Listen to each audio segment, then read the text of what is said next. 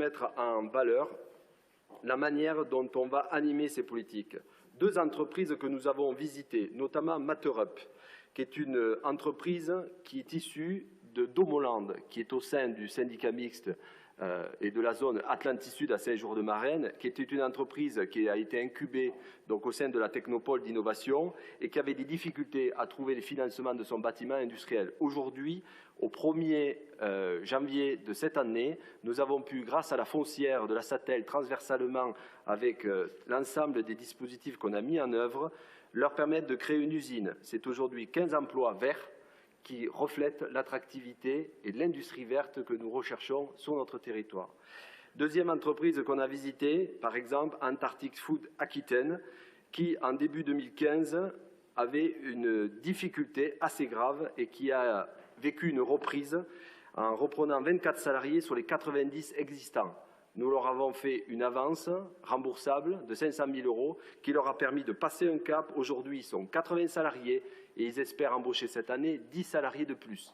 Donc, grâce à nos aides et à la dynamique qu'on a pu pour les accompagner, ils ont réussi à retrouver justement la croissance qu'ils avaient en 2015. Il faut savoir que sur l'ensemble des pôles industriels de notre département, un emploi dans l'industrie est équivalent à 3 à 5 emplois autour de cette industrie. Et ce qui a été fait par nos prédécesseurs et dans les précédentes mandatures, je tiens à le souligner, Monsieur le Président, devant tout le monde, car c'est très très important, parce qu'aujourd'hui nous sommes le deuxième département de Nouvelle-Aquitaine à avoir la plus forte dimension industrielle. En veut pour preuve les derniers chiffres qui stipule que nous avons 20,6% de nos emplois qui sont des emplois industriels, alors que dans toute la Nouvelle-Aquitaine, il n'y en a que 17%.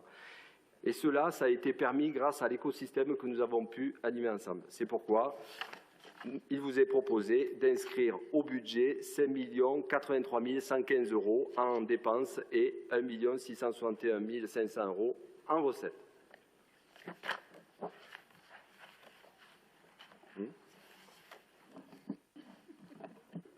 Je vous remercie beaucoup. Est-ce qu'il y a des interventions? Enfin, je vous remercie d'avoir de toute façon appuyé sur le fait que le département des Landes, même si ce n'est pas toujours intuitif pour tout le monde, est un département industriel et qu'aujourd'hui, il faut avoir conscience que l'industrie est ce qui produit des richesses et qui permet aussi à ses salariés, dans la majeure partie des cas, disons, d'avoir des revenus un peu plus élevés que dans ce qu'on appelle l'économie résidentielle, qui, elle, est souvent un facteur de précarité. Donc, c'est pour ça qu'il faut vraiment tout faire pour améliorer l'industrialisation de notre territoire. Est-ce qu'il y a donc, s'il n'y a pas de réaction, je considère que le dossier est adopté.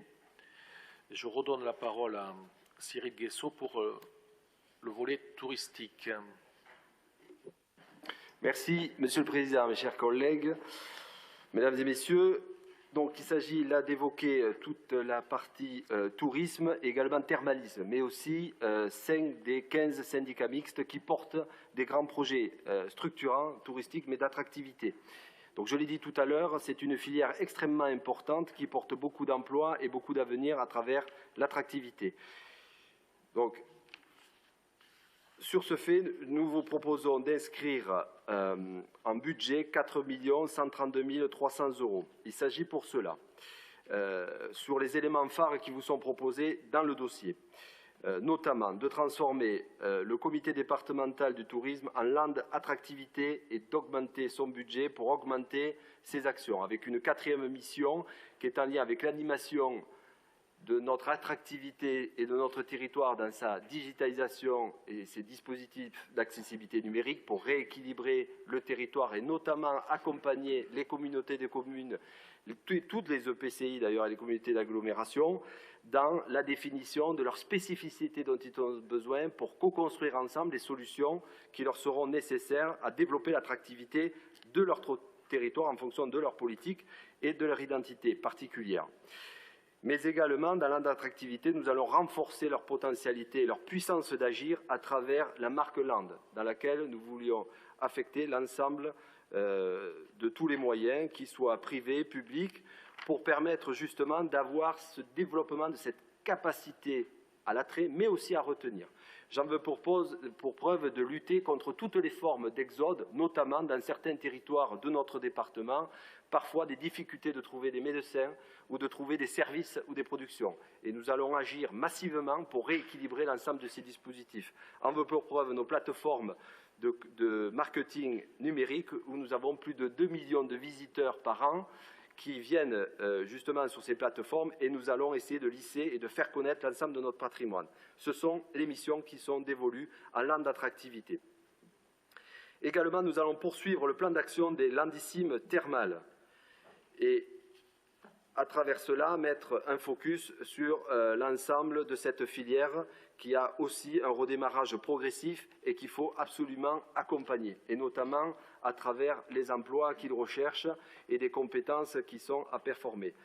Et je vous les ai dit tout à l'heure, nous avons sur les 15 syndicats mixtes 5 qui sont aussi renforcés pour justement continuer à poursuivre la co-construction de notre territoire à travers son attrait touristique. Le parc naturel régional des Landes de Gascogne, le syndicat mixte pour l'aménagement et la gestion de la zone touristique et des loisirs du site d'Arjusan, le syndicat mixte Landes Océane et le syndicat mixte zone d'aménagement touristique concerté de Molietz et le syndicat mixte du parc d'Abbesse, dont l'ensemble des syndicats mixtes ont une hausse de notre budget pour soutenir justement l'ensemble des dispositifs. Et enfin, je souhaiterais, en conclusion de ces deux dossiers, vous paraphraser, Monsieur le Président, dans votre édito des orientations budgétaires. J'en ai pas pour longtemps, quelques lignes. Si nous voulons demain continuer à soutenir le territoire face aux enjeux qui se présentent à lui, transition écologique, démographique, vieillissement, je rajouterai bien inclusion. Si nous voulons continuer à accompagner nos concitoyens et notre jeunesse dans les défis de demain, si nous ne voulons laisser personne au bord du chemin, ni aucun territoire à l'écart, si nous voulons conjuguer innovation et protection, nous devrons disposer sur le long terme de marges de manœuvre suffisantes. Privée du levier fiscal, notre collectivité ne peut compter aujourd'hui que sur le dynamisme des droits de mutation, dynamisme entretenu par les politiques destinées à conforter l'attractivité de notre département que nous menons depuis de très nombreuses années. Mais cette recette assise sur les transactions immobilières reste très sensible aux effets de la conjoncture. Nous l'avons vécu au moment de la crise financière de 2008 avec l'effondrement des droits de mutation de près de 40% en 2 ans. C'est pourquoi, Monsieur le Président, Mesdames et Messieurs, nous souhaitons renforcer l'attractivité de notre territoire sous toutes ses formes. Je vous remercie. Merci beaucoup. Est-ce qu'il y a des... Est-ce que quelqu'un